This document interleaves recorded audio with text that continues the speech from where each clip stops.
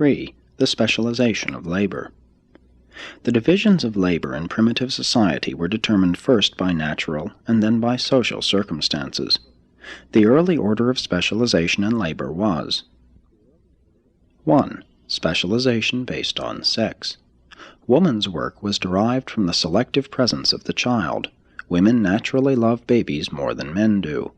Thus, woman became the routine worker, while man became the hunter and fighter, engaging in accentuated periods of work and rest.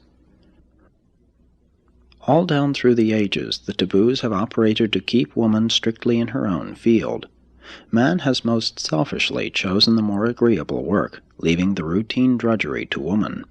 Man has always been ashamed to do woman's work, but woman has never shown any reluctance to doing man's work. But strange to record, both men and women have always worked together in building and furnishing the home. 2. Modification consequent upon age and disease. These differences determined the next division of labor. The old men and cripples were early set to work making tools and weapons. They were later assigned to building irrigation works. 3. Differentiation based on religion. The medicine men were the first human beings to be exempted from physical toil. They were the pioneer professional class. The smiths were a small group who competed with the medicine men as magicians. Their skill in working with metals made the people afraid of them. The white smiths and the blacksmiths gave origin to the early beliefs in white and black magic, and this belief later became involved in the superstition of good and bad ghosts, good and bad spirits.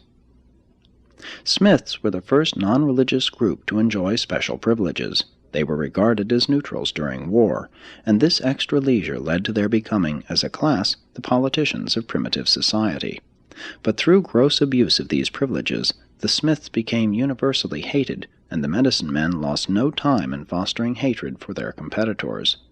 In this first contest between science and religion, superstition, won.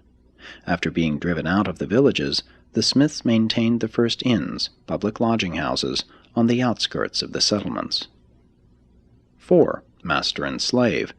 The next differentiation of labor grew out of the relations of the conqueror to the conquered, and that meant the beginning of human slavery. 5. Differentiation based on diverse physical and mental endowments. Further divisions of labor were favored by the inherent differences in all men. All human beings are not born equal.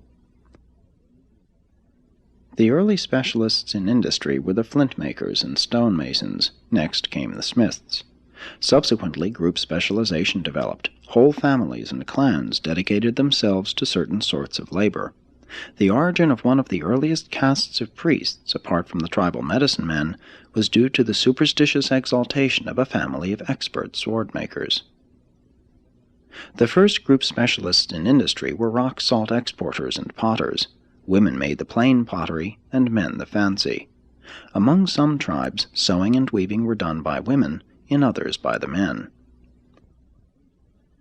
The early traders were women. They were employed as spies, carrying on commerce as a sideline. Presently trade expanded, the women acting as intermediaries, jobbers. Then came the merchant class, charging a commission, profit, for their services.